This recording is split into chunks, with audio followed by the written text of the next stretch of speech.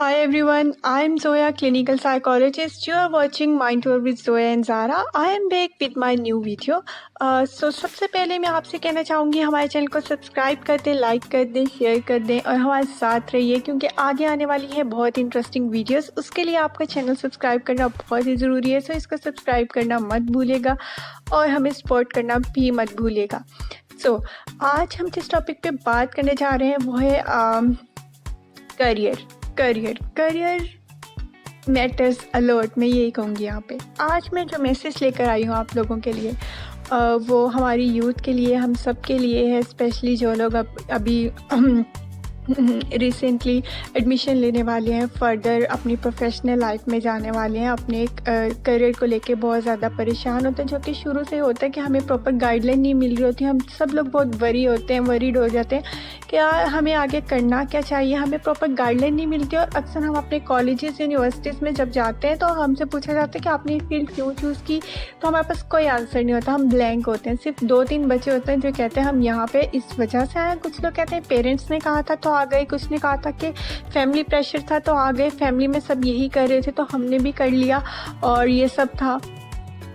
तो इसका बताने का मकसद सिर्फ इतना है कि करियर इज़ वेरी इम्पॉर्टेंट और इसको हम बिल्ड कैसे करते हैं वो आज हम डिस्कस करेंगे कि कैसे आप अपने करियर को सिक्योर बना सकते हैं और उसको बहुत अच्छे से जो है वो अपनी फील्ड को चूज़ कर सकते हैं।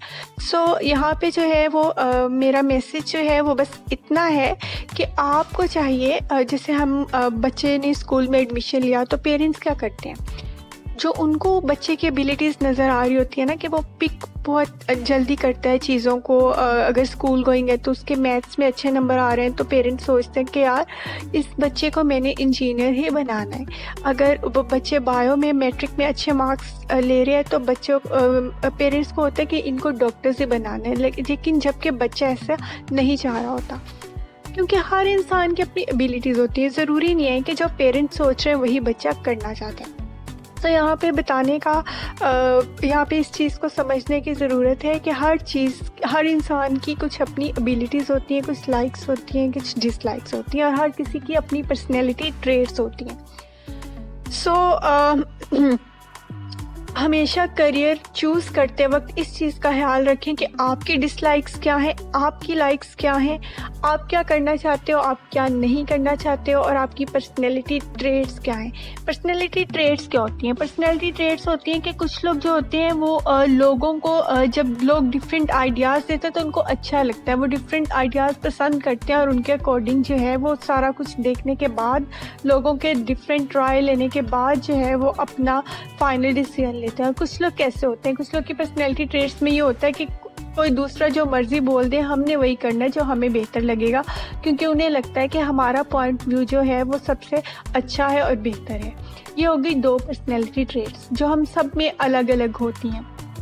कुछ लोग होते हैं वो कभी भी बहुत ज़्यादा पंक्चुअल होते हैं और वो कभी भी लेट नहीं होते अपने किसी भी काम से। कुछ लोग होते हैं कि वो कभी पंक्चुअलिटी दिखा ही नहीं सकते, वो अगर उनको 10 बजे बुलाया है तो वो 12 बजे आ रहे हैं। ठीक है, ये डिफरेंट पर्सनैलिटी ट्रेट्स होती हैं। ठीक है, और कुछ लोग होते हैं वो दूसरों के साथ बहुत जल्दी जो है वो एग्री हो जाते हैं, उनके पॉइंट्स को मान लेते हैं। जैसे हम कहीं जॉब कर रहे हैं तो हम दूसरों का सुनते हैं। इवन हम ड्यूरिंग कॉलेज जब है प्रेजेंटेशंस वगैरह हो रही होती हैं, असाइनमेंट्स हो रही होती हैं, तो हम अपने ग्रुप फेलो की सुनते हैं कि यार हाँ तुम सही कह रहे हो, आप सही कह रहे हो, आप ऐसा कर लेते हैं, वैसा कर लेते हैं। लेकिन कुछ लोग की पर्सनैलिटी में ये नहीं होता, वो किसी की बात नहीं सुनते।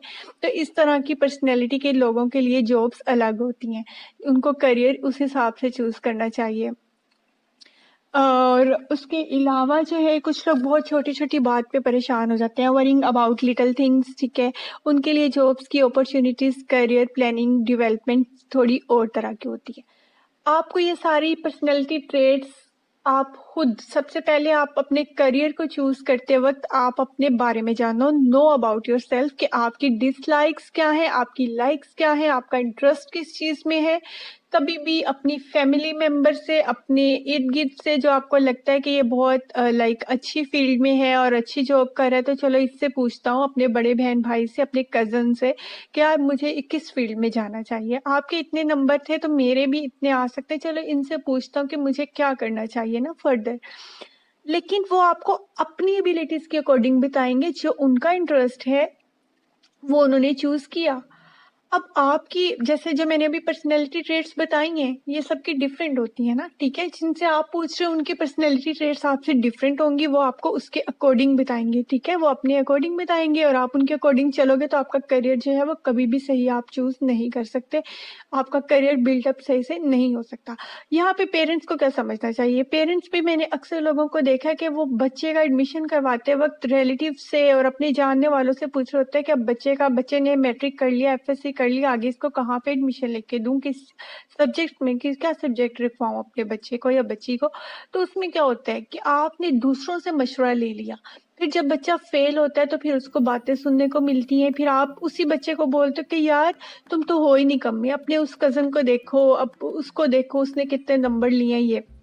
तब हम ये बात क्यों भूल जाते हैं कि बच्चे ने अपनी मर्जी से नहीं चूज किया, उसका तो इसमें है। जैसे अभी हमने रिसेंटली हमने देखा होगा, जब हम लोग यूनिवर्सिटी में या कॉलेज में, तो वहाँ पे फर्स्ट डे में हमसे पूछा जाता था कि आपने ये फील्ड क्यों चूज की। तो अगर क्लास में 25 बच्चे हैं तो 25 में से 5 बच्चे ऐसे होंगे जो बताते हैं कि हमने ये फील्ड इस वजह से चूज की, और बाकी बच्चे क्या करते हैं, वो कोई हंस रहा होता है कि सब कह रहे होते हैं कि यार बस ऐसे ही आगे, हमें पता ही नहीं है कि हम क्यों आए हैं ना इस फील्ड में, पेरेंट्स ने कह दिया, बड़े बहन भाई ने कह दिया तो बस आ गए, ठीक है। फिर उनका ना तो इतने अच्छे मार्क्स आ पाते हैं, ना वो अपनी स्टडी पे फोकस कर पाते, क्योंकि उन्हें होता है कि बस डिग्री कंप्लीट करनी है। फिर आप अपना करियर सिर्फ अर्निंग के लिए ना चूज करो।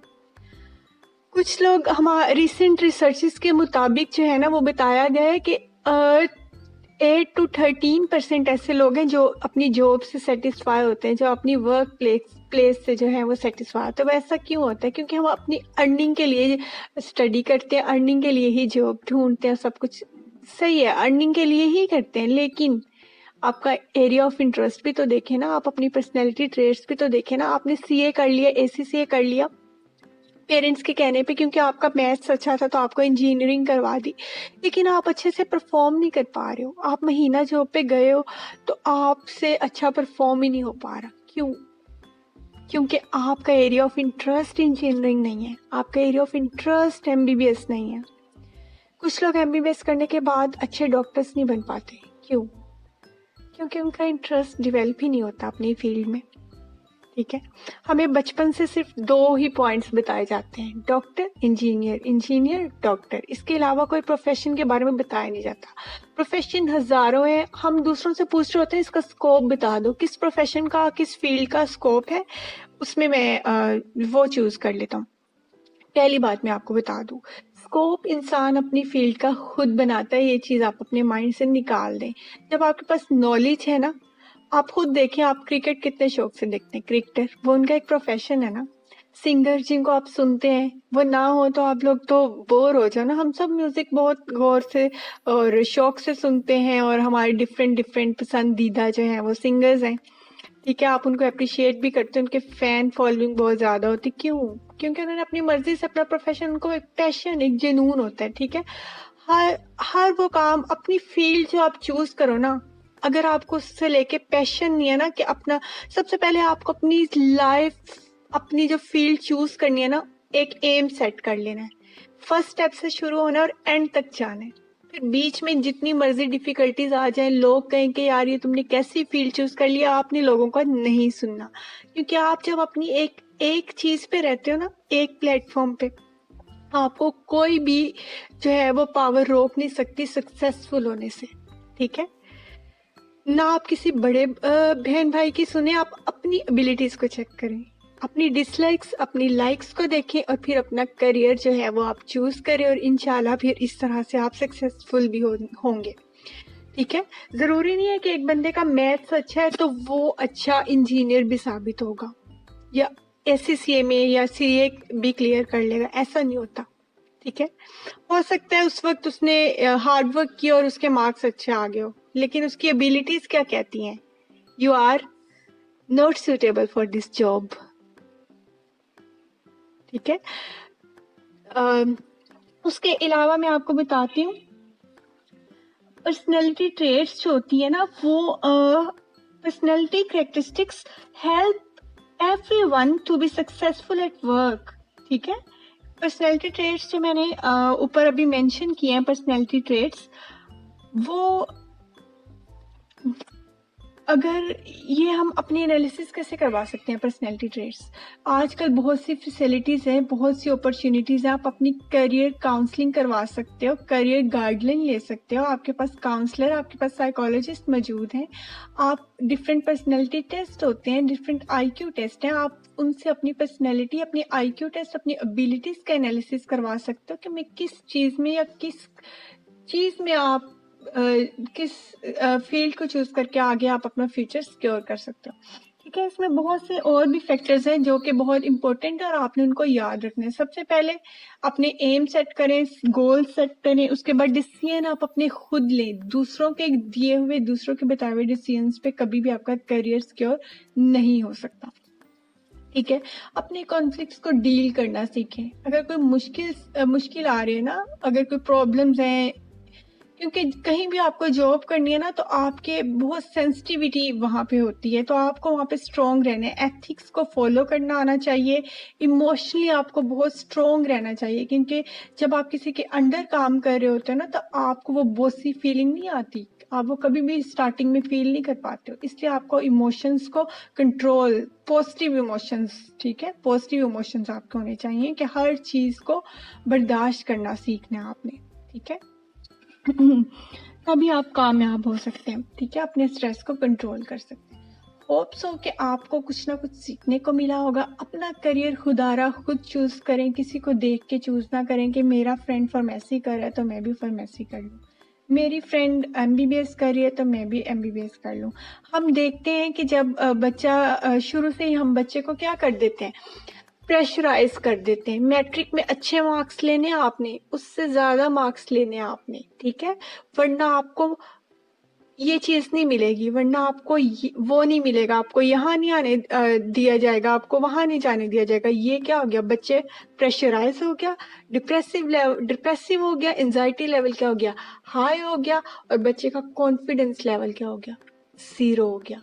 यहाँ पे आपने अपने बच्चे को साइकोलॉजिकल डिस्ट्रेस दे दिया है। ठीक है, बच्चा मैट्रिक से ही हम सब लोग प्रेशराइज होके चलते हैं। मैट्रिक कर ली, एफएससी कर ली, एफएससी के बाद जब रिजल्ट्स अच्छे नहीं आए, आपने मेडिकल कॉलेज में जाना है, इंजीनियरिंग में जाना है, आप दिन रात एक कर देते हो, फिर भी आपका क्या होता है, आप पे एक प्रेशर होता है। हो सकता है यही प्रेशर, यही अगर आप अपनी मर्जी से कर रहे हो तो आप अच्छा परफॉर्म कर रहे हो। पेरेंट्स प्रेशर, पीयर प्रेशर की वजह से कर रहे हो, फैमिली प्रेशर की वजह से कर रहे हो, तो आप कभी भी मार्क्स अच्छे स्कोर कर भी लोगे। एंट्री टेस्ट क्लियर करना है, एंट्री टेस्ट क्लियर हो गया। एंट्री टेस्ट में अगर फिर आपका एडमिशन नहीं ना होता, तो हम देख रहे होते हैं, न्यूज़ चैनल भरे हुए होते हैं, फलां जगह पे फलां बंदे ने सुसाइड कर लिया, फलां कॉलेज के फलां बंदे ने सुसाइड कर लिया। ठीक है, ये क्यों होता है? इस पॉइंट को समझने की ज़रूरत है कि ये गलत गाइडलाइन की वजह से आपका करियर भी तबाह हो गया और आपकी जान भी गई।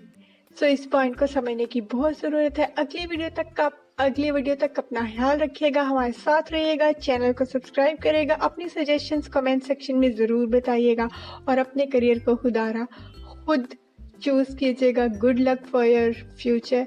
अल्लाह हाफिज़।